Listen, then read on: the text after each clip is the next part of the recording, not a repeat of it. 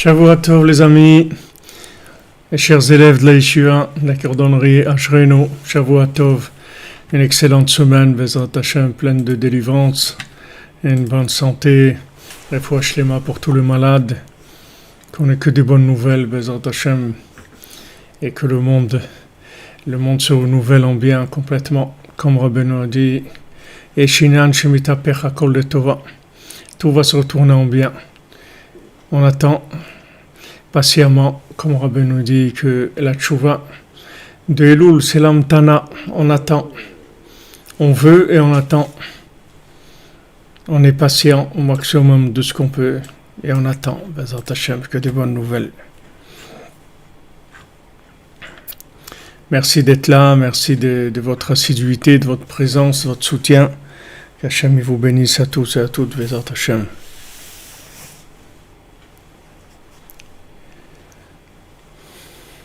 Bezrat Hashem, comme vous dites, Savgina, Bezrat Hashem, que ce soit maintenant en douceur.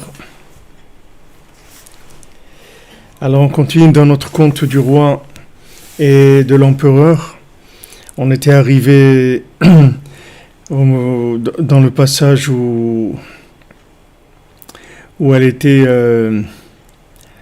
la fille de l'empereur, elle était avec les jeunes filles elle avait demandé elle voulait 11 jeunes filles, tout ça pour la préparation de son mariage, etc. Ils lui ont construit à elle un palais, à toutes les jeunes filles un palais. Elles étaient réunies, elles jouaient sur des instruments de musique. Alors, une fois, elle leur a proposé, elle a dit, on va aller ensemble en mer, sur la mer, ils ont été avec elle. Et là-bas, elle s'amusait. Elle leur a dit, je vais vous honorer avec le bon vin que j'ai. Elle leur a donné du vin qu'elle avait dans son bateau. Et ils sont saoulés, ils sont tombés. Ils sont dormis. Valcha veitira asfina, upersa vilonot, ou bacha imasfina. Et elle a détaché l'ancre du bateau, elle a étendu les voiles et elle s'est sauvée avec le bateau. Vehem hamelech vanasha vetzitzu veraou sheasfina enena. Maintenant le roi et les gens qui avaient avec lui, ils ont vu que le bateau n'était plus là. Le roi, c'était le prétendant qui voulait se marier avec elle. Vinivharu meod, ils se sont énormément affolés. Vamar Melech, et le roi il leur a dit, Izaharu shelo le'agid la pitom, faites attention de ne pas lui dire de façon trop rapide, c'est-à-dire de façon trop choquante,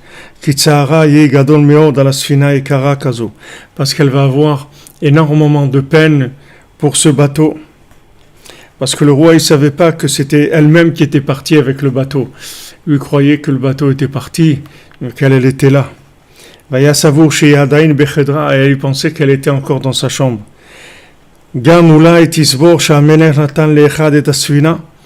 Il a dit peut-être qu'elle va penser que c'est moi-même le roi qui ai donné son bateau à quelqu'un.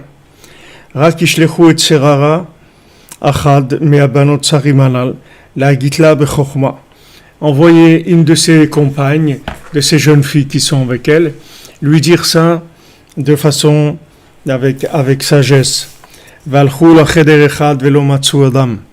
Ils ont été dans une chambre et ils ont trouvé personne. Dans le deuxième aussi, ils ont trouvé personne. Ils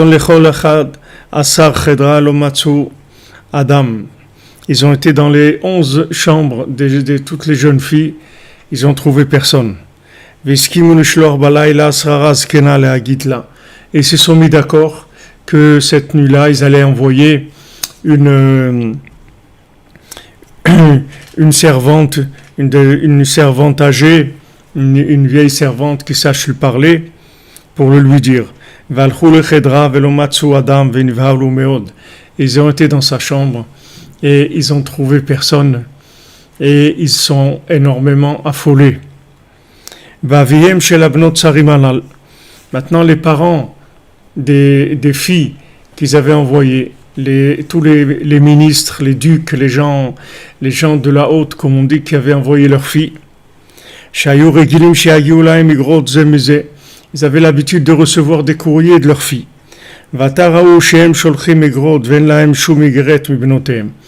Ils ont vu que maintenant ils envoyaient des lettres et ils n'avaient aucun retour de la part de leurs filles.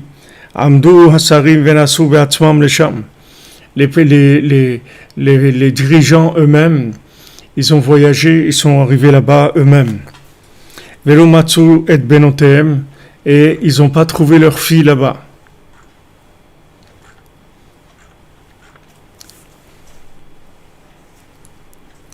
Ils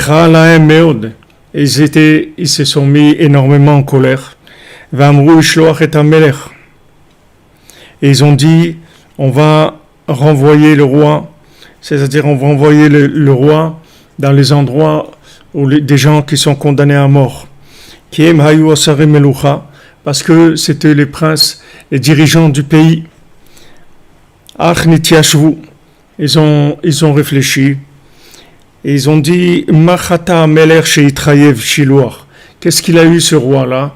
Qu'est-ce qui lui est arrivé que maintenant on veut le condamner? C'est pas de sa faute. Lui-même, il a subi cette situation-là. Ils se sont dit, bon, on va juste lui enlever sa couronne, c'est-à-dire lui enlever sa royauté, et on va le chasser. Et ils lui ont enlevé sa royauté, ils l'ont chassé. Et il est parti. Et elle, la fille de l'empereur, qui s'est sauvée dans son bateau avec les 11 filles des dirigeants du pays, elle allait avec le bateau. Après, toutes les jeunes filles se sont réveillées. Et ils ont continué à s'amuser comme avant, parce qu'elles ne savaient pas du tout que le bateau avait complètement quitté depuis longtemps. Il avait quitté la rive. Alors à un moment, ils lui ont dit, bon, on retourne. Et Shivalaem, elle leur a répondu, on va rester encore un petit peu ici. Après, il y a une tempête. Elles ont dit, on veut retourner à la maison. Et elle leur a dit, sachez que le bateau, il a déjà quitté la côte. Elle leur a dit, pourquoi tu as fait quelque chose comme ça? Elle a dit, j'avais peur que le bateau se casse à cause de la tempête. Donc elle a été obligée de défaire l'ancre et d'étendre les voiles. Et elles allaient comme ça sur l'océan, sur la mer, c'est-à-dire la fille de l'empereur et les 11 jeunes filles. Et là-bas, elles jouaient de la musique avec des instruments. Elles ont rencontré là-bas un palais. Et les jeunes filles lui ont dit, viens, on va s'approcher de cet endroit. Et elle ne voulait pas. Elle dit, pourquoi? Parce que je regrette encore le fait que je m'étais rapproché du palais en question, du roi d'avant, qui voulait se marier avec elle. Après, ils ont vu comme une île, Venit Karvou les Cham, elles se sont approchées. Vayusham Shne Asar Gazlanim. Et là-bas, dans cet endroit, il y avait 11 voleurs. Veratsu le Argam. Et ces voleurs-là, ils ont voulu les tuer. Veshalahi mi agadol shebachem. Et elle a demandé qui c'est le plus grand qu'il y a parmi vous. Ve'erula, ils lui ont montré. Amralo ma masechem. Elle a dit qu'est-ce que vous faites?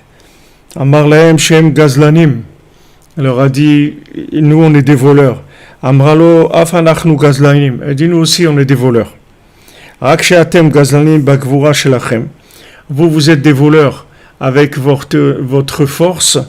Va'anachnu gazlanim al-yedei chokhma. Et nous on est des voleurs avec notre sagesse. Kianu melumadim belishonot ou bekli zemer. Parce que nous on connaît les langages et les instruments de musique. Bechen ma betza kitargo otanu. Qu'est-ce que vous allez gagner de nous tuer? Alotov shetisu otanu les nashim. Ve'elachem gam ashirut shelanu. C'est bien que vous vous mariez avec nous et vous aurez aussi notre richesse. Ve'areta hi lahem ma shebasfina. Elle leur a montré toute la richesse qu'elle avait dans le bateau. Velitratsu ledvarea. Et ils ont été d'accord avec la proposition. Veru agazlanim lahem gam ken kol hashirut shelahem. Et les voleurs aussi, il leur a montré toutes les richesses qu'ils avaient. Volichu ota bechol hamekomot shelahem. Et ils leur ont montré tous les endroits qu'ils avaient sur cette île-là. Veskimu shelo yu nosim bebat achad ki im bazeh achar zeh. Et ils sont mis d'accord qu'ils ne se marieraient pas d'un coup tous, mais un après l'autre. Et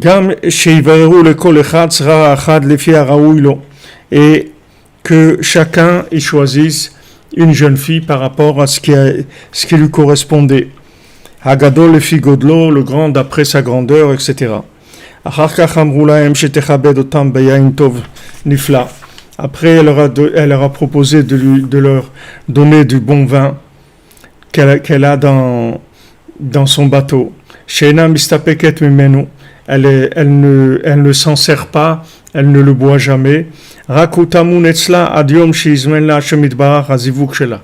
Que c'est caché, elle a gardé ce vin jusqu'à le jour où Hashem lui envoie son zivuk, son conjoint.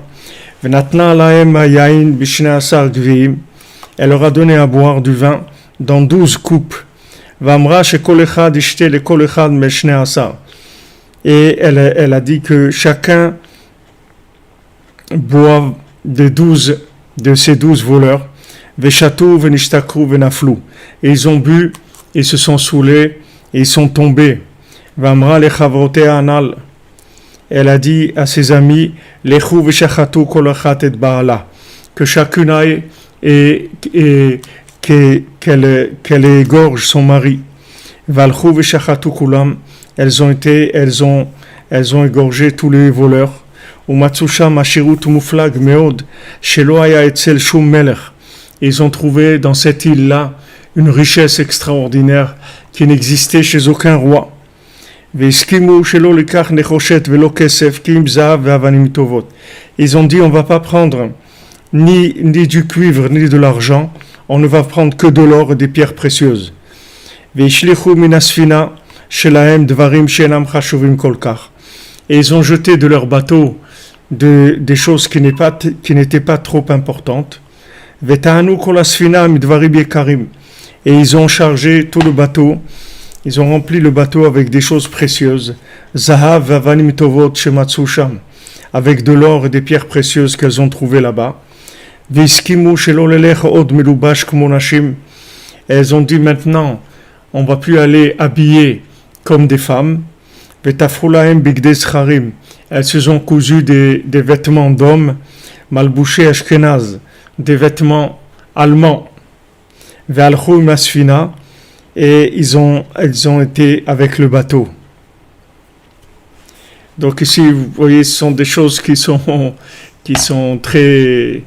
les contes de Rabbeinu sont des choses qui sont très élevées, qui viennent d'endroits tellement hauts et qui sont... qu'on voit ici, en fait, c'est tout l'exil, c'est-à-dire tout l'exil et toute la sagesse que le tzaddik il doit avoir, il doit employer pendant toutes les périodes de l'exil pour arriver à remettre les choses à leur place. Parce que les choses, elles ne sont pas, comme on dit, tout noir ou tout blanc. C'est-à-dire, la vie, c'est pas comme ça. La vie, elle est faite de choses qui sont mélangées et qui sont interactives à beaucoup de niveaux en même temps. Et il y a besoin de faire des tris. Et ces tris-là, ils se font lentement. Ils se font avec beaucoup de patience et beaucoup de sagesse, avec beaucoup de patience et beaucoup de sagesse. Comme elle leur dit, vous êtes des voleurs, et vous êtes des voleurs avec votre force. Nous, on vole, mais nous, on vole avec la chokhma. Nous, on fait avec la sagesse, c'est-à-dire que nous, on va récupérer tout ce qui nous revient, mais pas du tout de la même manière que vous le faites. C'est-à-dire, elle utilise énormément de chokhma et pour pouvoir récupérer tout avec toute cette histoire-là de ces 11 jeunes filles, et que maintenant elles sont 12 avec elle, et elles vont aller faire des tikkunim extraordinaires. Elles vont faire des tikkunim extraordinaires grâce à leur prière, à leur façon d'être attachées à Hachem. Elles vont faire des tikkunim extraordinaires. Alors Rabbeinu dit qu'à la fin des temps, à l'époque messianique, alors il s'est écrit dans le Zohar, dans Tikkun Zohar, que Iteta Tesavev Gava, que la femme elle va être plus grande que l'homme, que la femme elle va entourer l'homme, c'est-à-dire que la femme elle va être plus grande que l'homme, parce que comme la femme elle représente le côté lunaire, et que toute la réparation du monde, elle se fait par le côté lunaire. Et donc, quand on arrive vers la fin, le côté lunaire, il va commencer à prendre du pouvoir. Et la lune, elle va commencer à se remplir. C'est-à-dire, elle va quitter le statut qu'elle avait de diminution qu'Hachem lui a demandé. Hachem lui a demandé de se diminuer. Mais c'était momentanément. Sa diminution, c'était juste pour récupérer des choses. Vous voyez comme ici dans le conte, à chaque fois qu'elle arrive à un endroit, à chaque fois qu'elle arrive dans un endroit, dans une situation, vous voyez qu'elle se soumet en fait à la situation momentanément, qu'elle accepte ce qu'on lui propose. Elle accepte les conditions. Elle aussi, elle essaye de poser quelques conditions, mais elle accepte la situation, et après, la situation, elle la retourne complètement. C'est-à-dire qu'elle accepte la proposition de mariage du roi, et après, le fait que maintenant, lui, il est engagé par rapport à elle. Donc elle lui demande qu'elle veut 11 jeunes filles qui soient des filles importantes, des filles des dirigeants du pays. Et lui, il est d'accord, il leur construit des palais à chacune, etc. Et après, elle part avec les jeunes filles et avec le bateau. Après, elle rencontre ces voleurs. Et ces voleurs, ils veulent la tuer parce que c'est des voleurs. Ils voient qu'elles ont de la richesse dans le bateau, etc. Et elle, Bechokma, elle leur dit, mais qu'est-ce que vous allez gagner de ça? Regardez, voilà, il y a ça, voilà ça, etc. Et en fin de compte, elle tue les voleurs, elles vont récupérer tout ce qu'elles doivent récupérer. Et quand maintenant, elles ont récupéré la richesse, et qu'elles sont déjà maintenant à un niveau qui est déjà très avancé, donc maintenant, elle leur a dit, maintenant, on va enlever nos vêtements. On va plus porter des vêtements féminins, maintenant on va porter des vêtements masculins. On va plus porter des vêtements féminins. Parce que, à la fin, c'est-à-dire quand on s'approche de la réparation, alors la lune, elle va avoir une lumière encore plus grande que la lumière du soleil. Parce qu'une fois que la lune, elle aura intégré la lumière du soleil, comme elle le fait ici, c'est-à-dire elle prend les situations, elle les accepte, mais elle les accepte pas en tant que finalité. Elle les accepte parce que le moment, il permet pas de faire autrement. C'est-à-dire la situation ne permet pas de faire autrement. Elle va pas maintenant commencer à dire ah non, je suis pas d'accord, truc, etc. Parce que si elle dit ça, ça va être la fin. C'est-à-dire il va y avoir de l'affrontement, il va y avoir de la guerre, et elle n'est pas capable de faire la guerre avec ces gens-là, parce que ces gens-là, c'est des clipotes qui sont très fortes. Elles ont beaucoup de richesses, elles ont beaucoup d'éléments qu'ils ont volés à la Lune, en fait. Tous ces éléments, elles les ont volés à la Lune. Tout ce qu'elle fait ici, c'est qu'elle fait que récupérer des choses qui sont à elle. C'est pas, elle a aucune intention. D'ailleurs, on va voir dans la suite du conte que elle va tout donner après. Tout ça, elle va le donner. C'est-à-dire qu'elle n'a aucune intention de prendre ni richesse, ni que ces jeunes filles elles soient soumises à elle, ni rien du tout. C'est-à-dire que elle est maintenant dans le processus de la délivrance. Elle est dans le processus de la Géoula. Donc maintenant, quand on arrive à la fin, alors Rabbeinu dit que la prière, elle va être au-dessus de la Torah. C'est-à-dire que la Torah, en fait, elle va fournir à la prière les éléments qu'il faut pour qu'on puisse prier. Comme vous dites, M. Besnino, exactement. C'est-à-dire, elle est voilà, exactement, vous dites, Madame Tandy, c'est-à-dire, elle joue le jeu, mais elle sait exactement où elle va. Elle n'a aucun doute de l'endroit où elle va. Et maintenant, toute son attitude, c'est une attitude de patience. Comme Rabbeinu dit dans ce mois de Elul, le mois des Rachamim, où il y a tellement de miséricorde d'Hachem pour nous rapprocher de lui, que Rabbeinu dit que avant la tchouva, avant que quelqu'un fasse tchouva, il n'existe pas en fait, parce que avant que quelqu'un y découvre Hachem et revienne vers Hachem, il n'a pas d'existence. Maintenant, quand il va faire tchouva, alors il va se préparer à l'existence. Mazmil le meheve, c'est-à-dire qu'il va commencer à exister. Comme Hachem il a dit à Moshe Rabbeinu, quand Moshe Rabbeinu lui a demandé, mais s'ils me demandent comment tu t'appelles, qu'est-ce que je vais leur dire? Alors Moshe Rabbeinu, Hachem lui dit, tu vas lui dire Ekié, que je m'appelle Ekié, Ekié, je serai. Ekié Asher Ekié, je serai celui qui sera. C'est-à-dire que, en fait, mon nom c'est le devenir, c'est-à-dire qu'on va devenir. C'est-à-dire quelqu'un qui fait tchouva, c'est quelqu'un qui s'apprête à devenir, à avoir une existence. Il n'a pas une existence encore, mais il est sur le chemin de l'existence. Maintenant, qu'est-ce que c'est ce chemin de l'existence? C'est que maintenant, il va récupérer, en fait, tout ce qu'il a perdu dans cette vie, dans les vies antérieures. Ça, c'est le travail minutieux que le tzaddik fait avec toutes les âmes, qui fait passer les individus par des situations qui sont incompréhensibles par la logique, comme vous voyez ici. Ce sont des situations qui sont complètement... qui sont des choses extraordinaires, qui n'ont rien à voir avec la vie commune. Mais il y a une seule chose qui revient tout le temps, c'est que elles sont toujours en train de chanter et de jouer avec des instruments de musique, et elles connaissent toutes les langues aussi. C'est-à-dire, elles connaissent toutes les langues, elles savent parler toutes les langues, toutes ces jeunes filles-là. Elles connaissent tous les instruments de musique. Et elles jouent des instruments de musique, et elles parlent toutes les langues.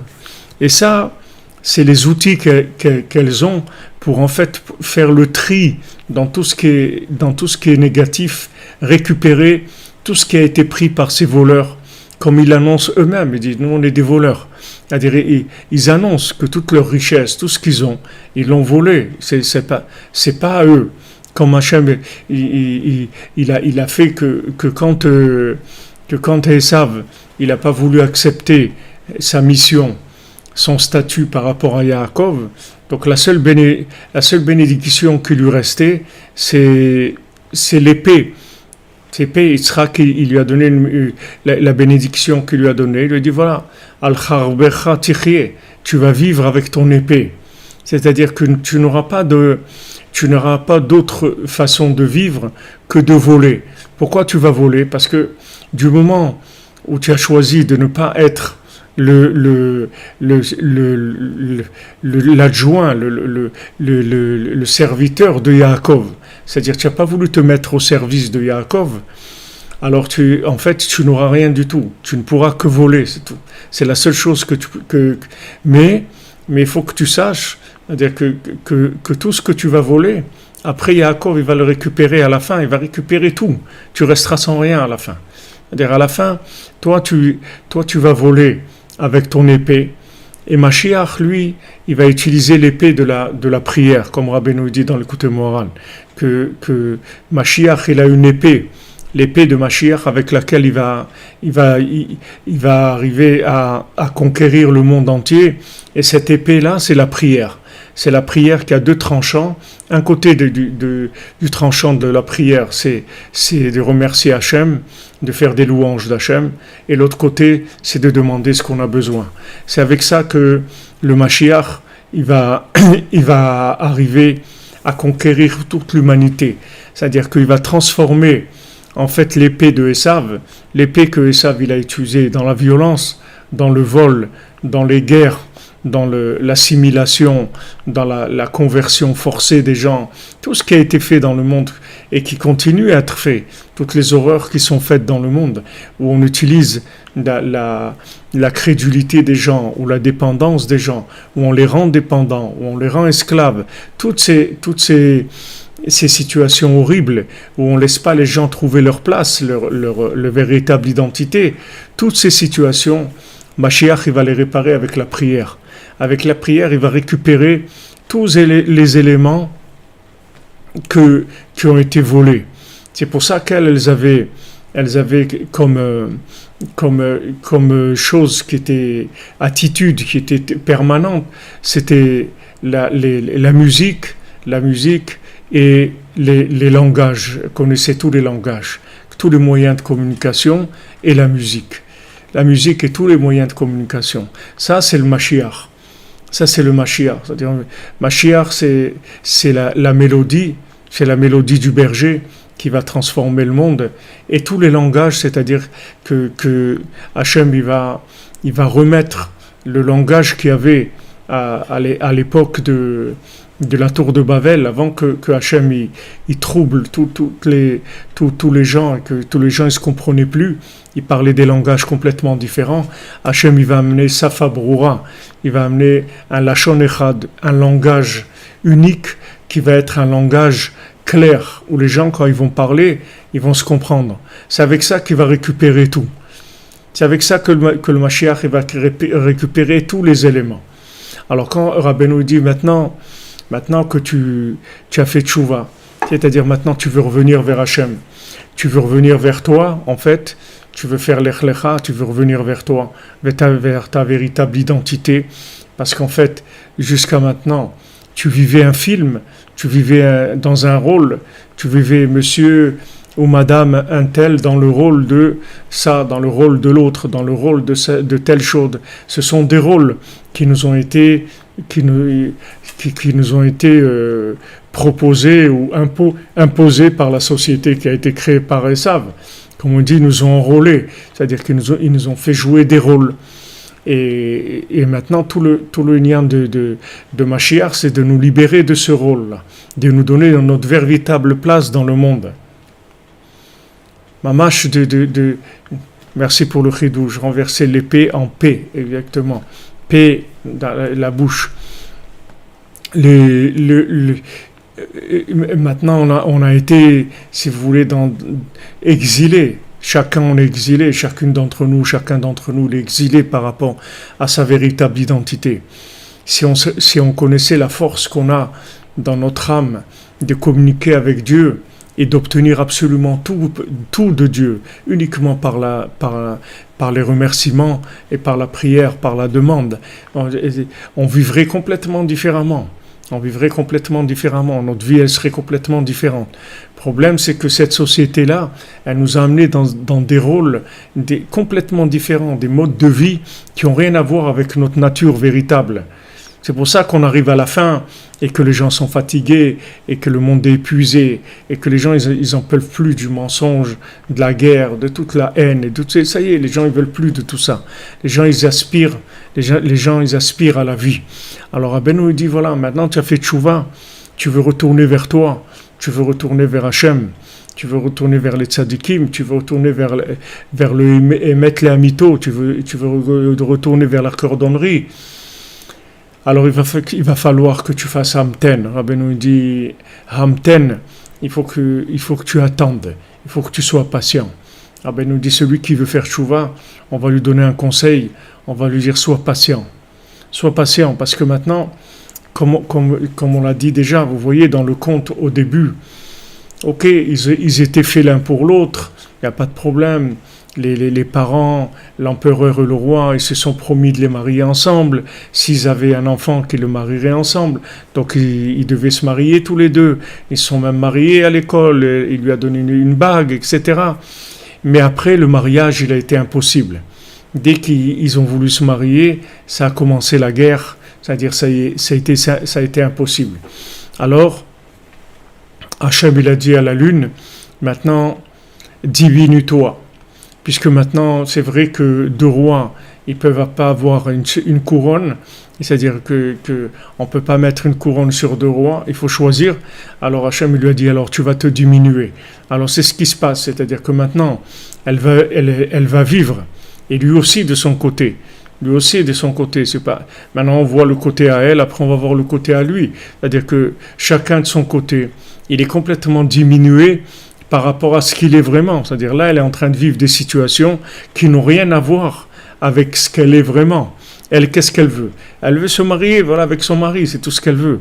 Parce que quand elle se marie, elle va se marier avec son mari. C'est la Géoula, c'est-à-dire c'est le Mashiach. Ce couple-là, c'est le couple du Mashiach. Maintenant, s'ils se rencontrent et ils arrivent à se marier comme il faut, alors il y aura aucun problème. Mais c'était pas possible. C'est pas possible, c'est-à-dire il y avait trop d'éléments qui s'opposaient. Et depuis le début de la création, c'est que ça. Depuis la génération du Maboul, la génération d'Ora Flaga, tout ce qu'on a vu comme choses terribles qui sont passées dans ce monde. Toutes ces horreurs qu'il y a eu dans le monde, toutes ces choses terribles par lesquelles les gens sont passés, c'est uniquement cette histoire-là. C'est-à-dire que maintenant, c'est vrai que lui et elle, ils doivent se marier. C'est vrai que c'est le couple. C'est un zivug amiti, ils doivent se marier. Seulement, le problème, c'est que c'est pas possible. Vu l'état du monde, c'était pas possible. Il y a besoin pour arriver à ce mariage, il y a besoin de passer par des situations où on va récupérer des éléments, que ces éléments, c'est les éléments de nous-mêmes. C'est pour être nous-mêmes. C'est pas des choses, ici, cette richesse dont elle parle, etc. C'est pas de la richesse, c'est pas de la richesse matérielle, c'est pas pour avoir de l'argent, c'est pour avoir une bonne énoute de la Torah, c'est pour faire grandir les capacités de l'âme. C'est pour ça qu'elle récupère toutes ces choses-là. Elle les récupère, ça vient à elle. Vous voyez, elle va pas chercher les choses, elles viennent à elle. Elle a la chokhma, une sagesse extraordinaire, comment elle gère ces situations-là. Comment elle gère. Et vous voyez qu'il n'y a pas de cadeau, il n'y a pas de, comme on dit, c'est-à-dire c'est pas dans la dentelle, allez, vous allez les égorger à tous, les trucs, vous voyez que c'est très dur, comme, c'est pas des situations qui sont, et pourtant c'est tout dans la musique et le chant et les langages, etc. Mais vous voyez quand il faut y aller, ils font ce qu'il y a à faire, parce que si vous voulez tout ce qu'elle est en train de faire dans toute sa vie, là, la préparation de sa vie, c'est pour récupérer des éléments en fait qui lui appartiennent. Tous ces éléments, ça lui appartient, ça lui a été volé depuis la nuit des temps, c'est-à-dire ça a été volé depuis Adam Arishon, depuis que le serpent il a commencé à faire tomber Adam et Chava, il a commencé à voler les âmes. Il a commencé à voler l'identité des âmes. Et après, petit à petit, à chaque fois, il y a eu des vols, il y a eu des récupérations, il y a encore des vols. Vous voyez toutes les histoires. Abraham, il faisait il creusait des puits, il trouvait des puits. Alors après, il les bouchait. Et après, Yitzhak aussi, il a trouvé des puits. Allez, ils viennent, les Pilishtim, ils ont bouché les puits qu'ils avaient. À chaque fois, à chaque fois qu'il y a des sources qui se trouvent de vérité, allez, il y a des opposants, des gens qui viennent. Tous les tzadikim qui sont venus, voilà, ils ont eu ces opposants, Moshe Rabbeinu, les opposants, Rabbi Shimon, le Harizal, le Baal Shem Tov, et Rabbi Nathan, toujours des opposants qui sont venus. Mais en fait, ces opposants, comment ils existent? Ils existent avec la richesse qui nous appartient et qu'on n'a pas récupérée. C'est comme ça qu'ils existent. C'est pour ça que la façon la façon dont ils gèrent les choses. Vous voyez comment Rabbi Nathan il gère la marloquette, comment Rabbeinu gère la marloquette, comment il gère ces situations. Il ne les gère pas du tout avec de la violence. C'est-à-dire Rabbeinu, il ne gère pas avec la violence. Rabbi Nathan, il ne gère pas avec la violence. Ici, bien que ça soit violence qu'elle fait et tout, c'est des choses qu'on ne comprend pas. Ce n'est pas des choses qu'on peut comprendre simplement au premier niveau. Mais on voit que les tzadikim, ils ont toujours été patients. Ils ont été toujours patients parce qu'ils étaient sûrs d'eux-mêmes. Ils étaient sûrs d'eux-mêmes.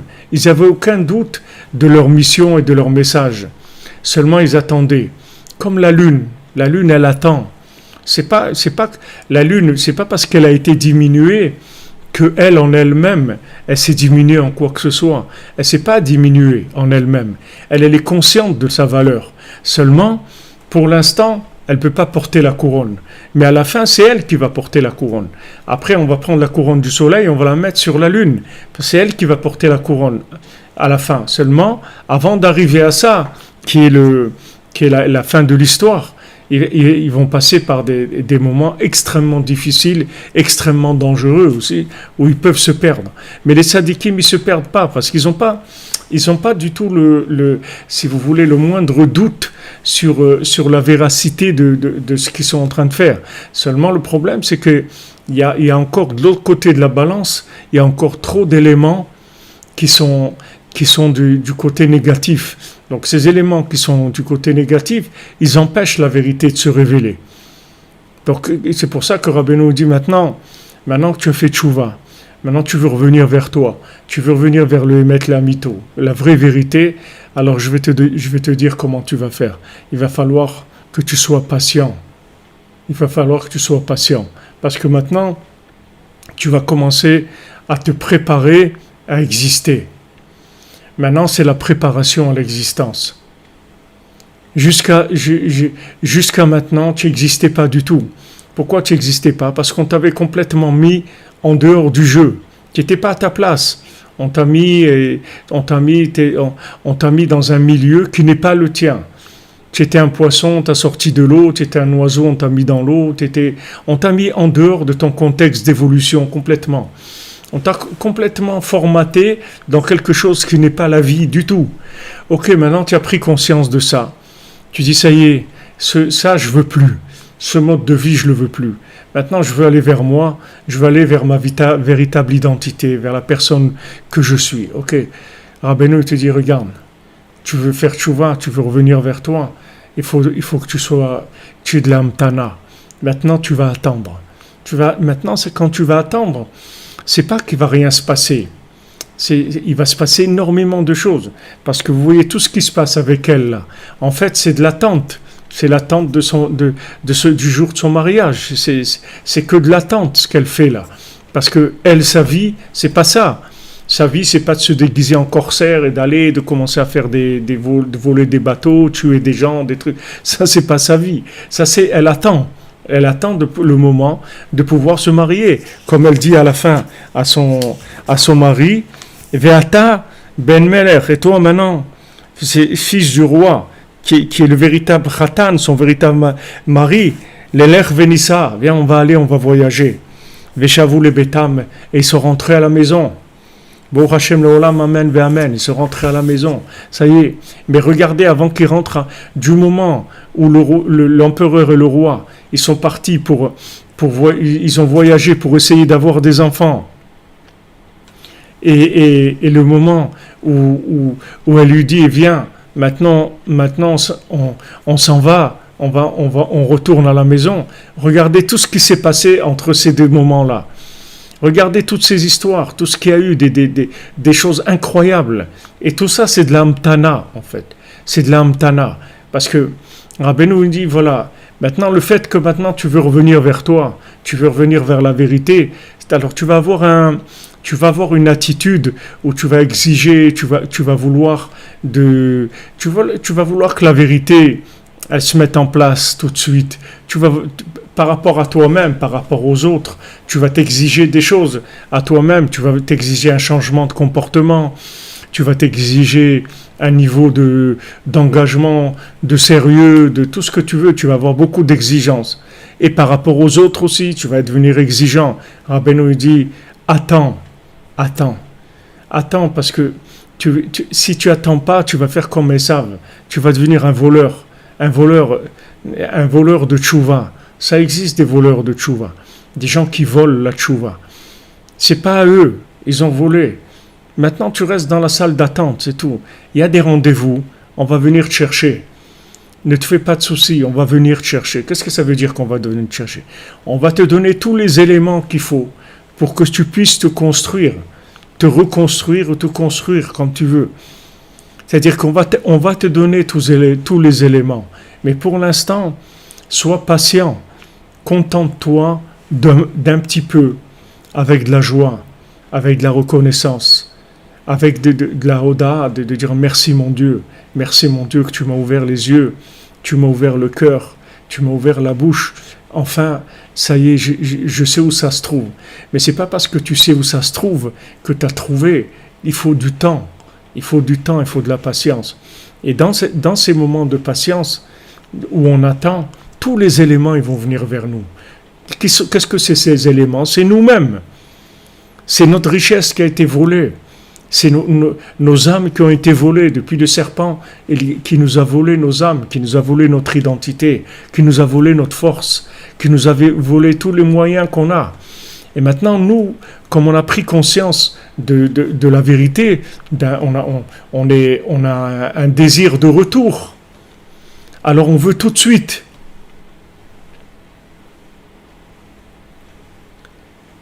On veut tout de suite, on veut que ça marche. On est exigeant par rapport à nous-mêmes. On dit, attends, mais quand même, il faut faire ça, il faut faire ci, il faut faire ça, il faut faire. Et quand on a un conjoint, ou qu'on a des enfants, qu'on a de la famille, qu'on a des parents, qu'on a des trucs, alors on est exigeant, mais attends, mais attendez, mais Shabbat, mais c'est Shabbat, mais attendez, mais c'est ça, mais attendez, c'est ci, mais attendez, c'est l'autre. Attendez, c'est toi qui dois attendre. Attends. Rabbeinu, la tchouva, c'est Hamten. Tu attends. C'est vrai que tu as pris conscience de la vérité. Baruch Hashem, la vérité, elle est là. Mais quand il y a une révélation de la vérité, qu'est-ce qu'Hachem il a dit à la lune? Tu vas te diminuer. Tu vas te mettre en position d'attente, c'est tout. Tu vas te mettre en waiting list. Tu vas te mettre en attente, c'est tout. Et dans cette attente-là, ne te fais pas de soucis. On va remplir la lune. Tous les éléments, ils vont revenir vers la lune.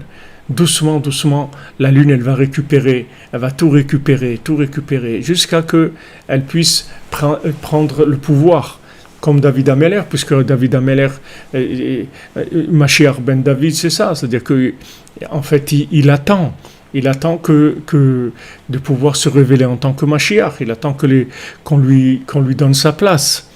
Le Mashiach, il est tout le temps là et il attend juste qu'on puisse remplir les éléments dont il a besoin pour pouvoir se révéler en tant que Mashiach. Maintenant, chacun d'entre nous, il doit se révéler en tant que ce qu'il est. Et ça ne peut pas se faire par une imposition d'une Torah immédiate avec des changements qui sont très, très, très extrêmes et très rapides et des engagements très forts. Parce que tout ce qui est changement, si vous voulez, extrême, tout ce qui est changement extrême, rapide, c'est du vol en fait. En fait, si tu es passé devant la vitrine, d'accord? Tu as vu la chose. La chose, elle te plaît. et elle te plaît tellement que tu es sûr que cette chose-là, elle est à toi en fait. Et c'est vrai, cette chose-là, elle est à toi. Seulement, tu n'as pas les moyens de l'acheter. Donc tu vas aller, tu vas travailler, le temps que tu vas travailler. Et après, tu vas venir, tu vas acheter cette chose-là. Tu vas acheter ce bijou, ce diamant que tu as vu. Mais c'est vrai, ce diamant, il est à toi. Mais si maintenant tu n'as pas de patience, qu'est-ce que tu vas faire? Tu vas le voler. Et si tu vas le voler, tu vas perdre encore des circuits de recyclage, de récupération, jusqu'à que les choses elles reviennent à leur place. Tous ces voleurs-là, de quoi ils sont nés? De quoi ils sont nés ces voleurs qui avaient toutes ces richesses sur leur île? Ils sont nés des gens comme elle qui voulaient voler le mariage tout de suite. Quand l'empereur il a dit non, il n'est pas question, il n'y a pas de mariage, ah ok, il fallait commencer à faire Bechorma. Il fallait dire au Khatan, écoute, regarde, pour l'instant la situation a l'air très difficile, donc on va se mettre en position écran qui sommeille, et on va se mettre comme ça en semi-éveil, et on va avancer doucement. Toi, tu vas prier de ton côté, moi je vais prier de mon côté. On va essayer de parler avec les mamans, on va essayer de voir qu'on va pouvoir arriver à influencer de manière à ce qu'il accepte. Mais elle a dit non. Ah, il veut pas, ben tant pis, on se marie, on y va. Et ils sont partis. Ils sont partis sur la mer, et là, ça a commencé tous leurs problèmes.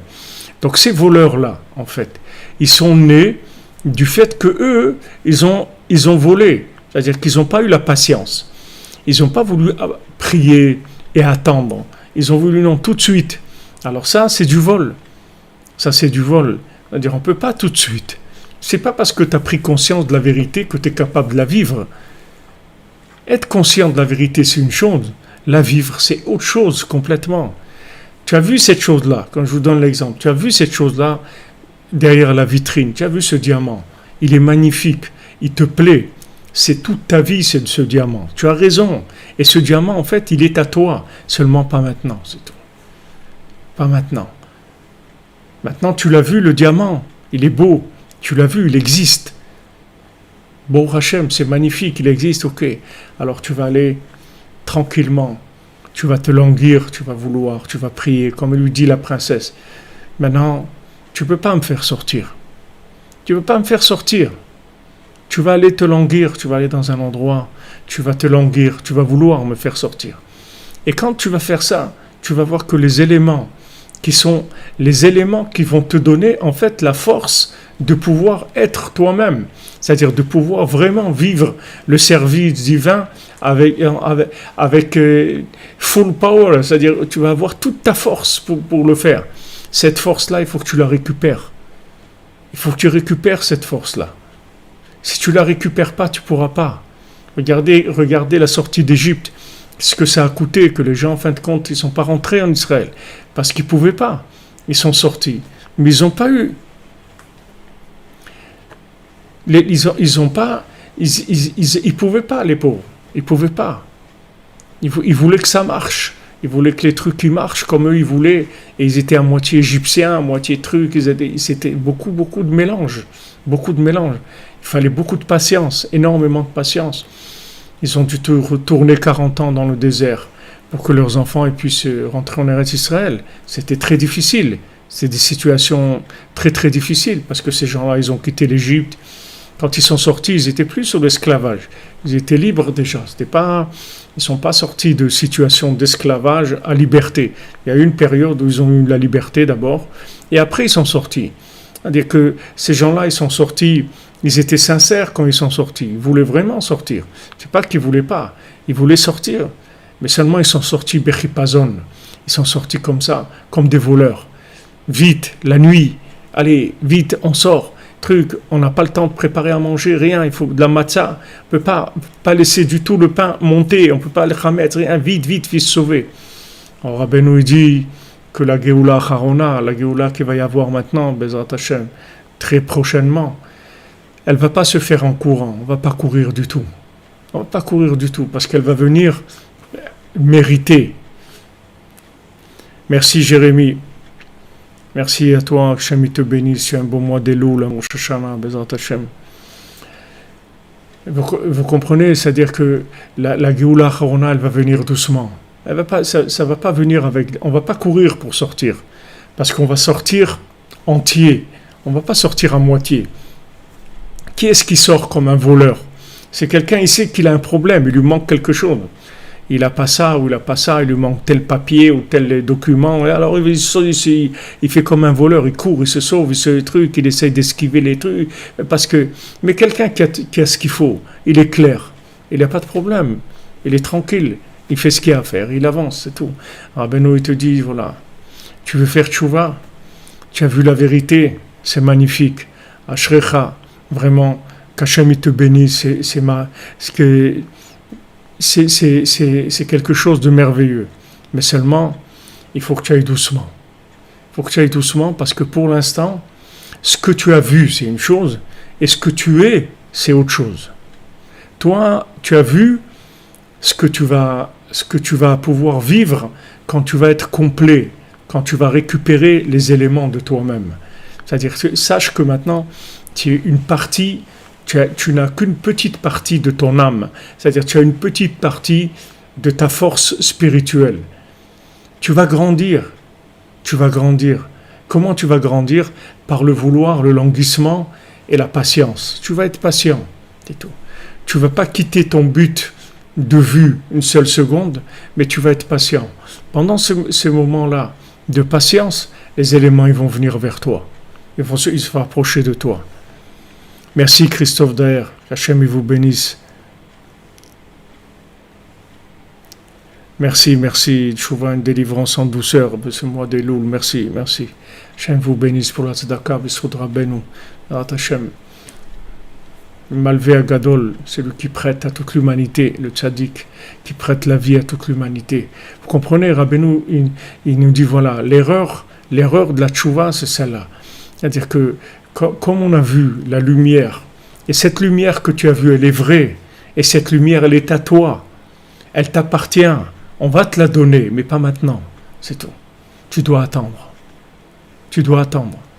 Et qu'est-ce qui va se passer pendant ton attente? Voilà tout ce qui se passe avec elle. Tu vas rencontrer ça et ça, tu vas voir des hauts, des bas, des situations comme ci, comme ça, dans ton travail, dans ta vie familiale, dans tes rapports humains, tu vas devoir voyager, tu vas voir des trucs. Toutes ces situations, elles ne viennent vers toi que pour que tu récupères des éléments de ton âme, de manière à avoir la force que tu dois avoir pour vivre ta tchouva pleinement, pour que tu puisses vraiment la vivre. Mais si maintenant, parce que tu as vu derrière la vitrine, ce diamant magnifique qui t'appartient, c'est vrai, il est à toi, mais tu casses la vitrine et tu le voles, tu vas avoir des problèmes. Tu vas vivre comme un voleur. Tu ne vas pas être bien. Tu ne vas pas être bien du tout. Parce que tu vas être complètement décalé par rapport à cette chose-là. Même que tu l'as, elle est là, devant toi.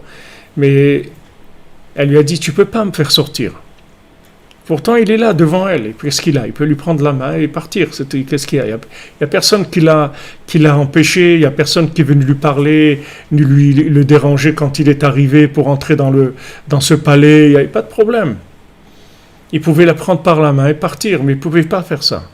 Parce que s'il avait fait ça, ça aurait été encore pire après, pour elle et pour lui. Donc Rabbeinu dit, regarde, tu veux faire tchouva, mais pas voler. Pas voler. Doucement, et ne vole pas. Ne vole pas la tchouva. Laisse le fruit mûrir. Laisse ta tchouva mûrir. Tu l'as vu, tu as vu le but, tu as vu la lumière, tu vas voir que tu vas y arriver. Ne te fais aucun souci. Hachem, il te le garantit, le tzaddik, il te garantit, tu vas y arriver. Mais va doucement. Parce que si tu vas pas doucement, tu pourras pas. Regardez ce mariage, ils ont failli tout perdre parce qu'ils n'ont pas voulu attendre. Dès qu'ils ont vu quelque chose qui était opposé à leur vouloir, ils ont commencé la guerre. Ouais, mais c'est quoi ici, dans cette maison, chacun il fait ce qu'il veut, il y a pas, ici il y a la Torah, hein, qu'est-ce que ça veut dire? La Torah elle a dit de faire comme ça, il faut faire comme ça, il faut faire comme ci, il faut qu'elle soit comme ça, avec les autres, avec lui-même aussi. La personne elle s'exige des choses à elle-même, alors elle est à un niveau embryonnaire de sa construction personnelle. Qu'est-ce que tu t'exiges? Qu'est-ce que tu exiges de jouer le religieux, de jouer le super orthodoxe, de jouer le super... Sois toi-même, comme tu es maintenant là, comme tu es, sois toi-même, sois vrai. Et surtout, smile. Surtout, il faut que tu aies un sourire. Il faut que tu souris. Parce que si maintenant tu as fait tchouva et tu as une tête d'enterrement, une tête de vinaigré, alors tu as un problème grave. Tu as un problème grave. C'est-à-dire que tu profanes le nom d'Hachem. Parce que tu montres que les gens qui font tchouva, ils sont malheureux. Donc la tchouva, ça vaut rien. Si ça rend les gens malheureux. Faire tchouva pour être malheureux, mais c'est quoi cette histoire? C'est quoi? C'est de la profanation du nom d'Hachem. Tu dois sourire. Tu dois avoir un sourire. Tu dois être bien dans ta peau. Tu dois être joyeux. Tu veux être joyeux? Il faut que tu consommes à ton niveau. Si tu dépasses ton niveau, tu seras plus joyeux. Tu vas être énervé, comme Esav. Esav, il est très énervé, très très énervé, et très en colère. Il a de la rage. Parce que il a volé des choses. C'est pas à lui. C'est pas à lui. Comprenez bien qu'il y a deux choses. Il y a la lumière que vous voyez de la tchouva. Cette lumière, elle est vraie. Et cette lumière, elle est à vous. Elle vous appartient entièrement, il n'y a aucun problème. La seule chose qu'on demande, c'est de la patience pour que les éléments, pour pouvoir vivre cette lumière, ils viennent vers vous. On va vous donner les moyens de vivre ça. Juste la patience.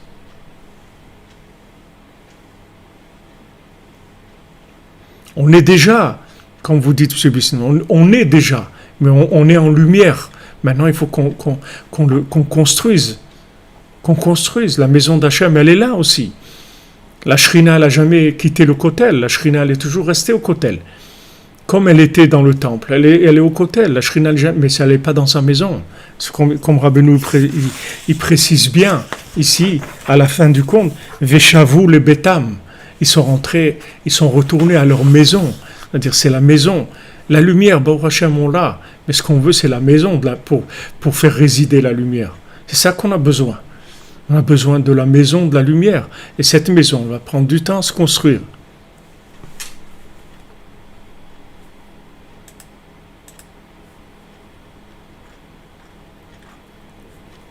Vous aimez tête de vinaigré, Madame Genz? Eh oui, qu'est-ce que vous voulez, malheureusement.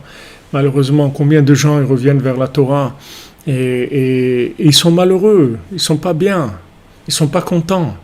Mais pourquoi tu n'es pas content? C'est pas ça que tu voulais. Non, ouais, c'est ça que je veux. Alors pourquoi tu n'es pas content?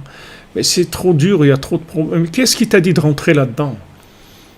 Qu'est-ce qui t'a dit d'avoir des exigences tellement fortes? Pourquoi tu as des exigences tellement fortes? Reste avec tes petites chaussures à trois coins, sympathiques. Tes chaussures à trois coins, elles sont sympathiques, elles sont bien. Pourquoi tu es en train de regarder le voisin qui fait des super Adidas et des trucs? Pourquoi tu te compares à lui? Pourquoi tu te compares à des gens qui sont... Bon, Hachem, le vouloir, tu l'as. Tu es sincère. La lumière, tu l'as. Tu as tout. C'est juste les récipients, ils sont pas en état. Donc, sois patient. Sois patient, c'est tout. Un petit peu de patience. Tu vas voir que ça va aller. Mais ne te joue pas, ne joue pas le rôle encore. Tu ne vas pas encore jouer un film de quelqu'un de religieux, un film de quelqu'un de quelqu'un de très pointilleux sur chaque détail, dans les mitzvot, les trucs et tout. Mais si maintenant tu n'as pas de joie, on n'a rien fait. On n'a rien fait. On n'a rien fait du tout. Il y a des gens, quand ils étaient loin de la Torah, ils étaient joyeux. Ils sont rapprochés de la Torah, ils sont devenus tristes. Mais c'est pas normal. C'est pas normal. Il y a un problème dans l'approche, dans le vécu. C'est pas comme ça qu'il faut vivre les choses. Les choses, c'est que maintenant, il faut que tu vives la Torah à ton niveau, c'est tout. L'engagement avec Hachem, à ton niveau, dans l'état où tu es aujourd'hui. Et tu vas pas rester comme ça. C'est juste maintenant, tu fais des chaussures à trois coins. Mais après, ne te fais pas de soucis. Le roi, il va venir te chercher. Il va te donner un poste extraordinaire. Et tu vas monter. Tu vas arriver à des niveaux extraordinaires. Mais pour l'instant, tu fais tes chaussures à trois coins. Dans la joie. C'est tout. Tu fais un petit peu avec de la joie, avec un bon cœur, avec un bon souffle à l'intérieur. Tu souris aux gens qui sont autour de toi. Tu aides les gens qui sont autour de toi. Tu acceptes la différence. Tu es tolérant, etc. Parce que tu es bien dans ta peau. Quelqu'un qui est bien dans sa peau, il est tolérant. Il n'a aucun problème avec personne. Le cordonnier, il n'a pas de problème de tolérance. Vous voyez bien que son ami, là, il fait des choses terribles et tout, mais il n'a aucun problème de tolérance. Il n'a que de la miséricorde par rapport à lui. Il lui dit, mais viens, pourquoi tu n'es pas content? Qu'est-ce que tu as? Pourquoi tu fais cette tête-là? Viens, je te donne une place dans ma maison, je vais dans un coin, je réunis toutes mes affaires dans un coin et je te laisse toute ma maison. Mais sois joyeux, pourquoi tu n'es pas joyeux? Il n'a pas un problème, il est tolérant, vous comprenez? Il y a quelqu'un qui fait tchouva, il devient intolérant. Il a un problème. Il y a un problème grave. Problème très grave. Pourquoi tu n'es pas tolérant? Avec toi-même, commence déjà. Nous ne parlons pas des autres. Pourquoi tu n'es pas tolérant? Pourquoi tu t'exiges des choses qui ne sont pas de ton niveau? Rabbeinu dit, tu fais la tchouva, c'est quoi? C'est hamten. Attends. Ok, tu es rentré. Tu as le rendez-vous, il n'y a aucun problème. Maintenant, tu es dans la salle d'attente. C'est tout. Ça va durer le temps que ça doit durer, mais chaque jour, ça avance. Chaque jour, ça avance. Chaque jour, c'est là, tu fais un petit peu ce que tu peux, un petit peu de ça, un petit peu d'études, un petit peu de prière, ce que tu peux. Mais surtout, fais-le de bon cœur et dans la joie. Parce que sinon, tu as un problème. Sinon, ça va durer longtemps. Ça va durer très très longtemps. Si tu ne fais pas comme ça va durer très très longtemps. Parce que chaque chose que tu as volée, il va falloir que tu la rendes. Chaque chose que tu as volée, tu vas la rendre et que tu ailles travailler et que tu l'achètes. Chaque chose, c'est comme ça. C'est-à-dire, chaque chose qui n'est pas à toi, en fin de compte, il va falloir que tu la rendes. Et après, tu vas revenir à la case départ. Et tu vas recommencer. Et tu auras perdu tout ce temps-là où tu as volé, où tu as rendu, où tu vas travailler pour le récupérer. Alors que si tu vas doucement, ce que tu as, c'est à toi. Le petit peu que tu as, il est à toi. Personne ne t'enlèvera jamais. Ça t'appartient pour l'éternité. Et chaque jour, tu avances. Mais doucement.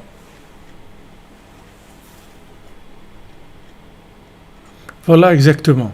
On ne passe pas la barre trop haut. Mais surtout, on vit intensément. Voilà, comme vous dites, le rapprochement, on le vit intensément. Au niveau où on le vit, mais on le vit intensément.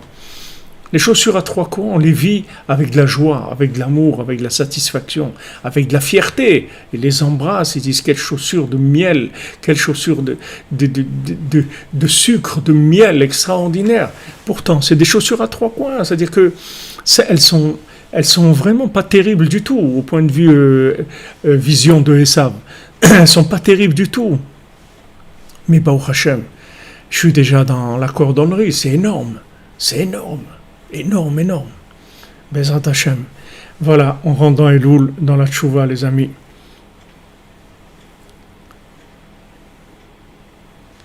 On avance. Berachamim. Ouais, c'est ça que vous dites, c'est ça un bon cordonnier, exactement.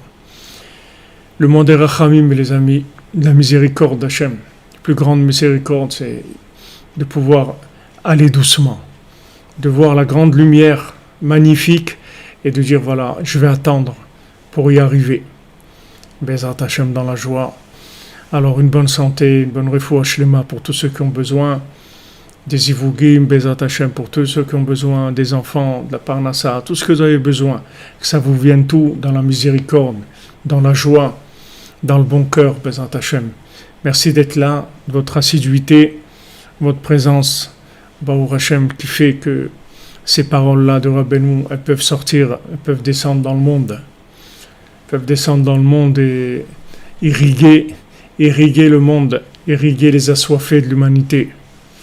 Merci de votre présence et de votre soutien et de tout ce que vous faites, Bezrat Hachem. et continuez votre travail magnifique dans la joie, dans la simplicité et doucement, doucement, doucement, doucement. Ce que Hachem y veut pour vous comme avancement, il va vous l'envoyer à domicile. Ne vous faites pas de soucis. Merci, merci à vous. Merci pour tout. Amen. Vous aussi une excellente semaine. Merci Fox River. Merci. En avance, voilà. Besimcha.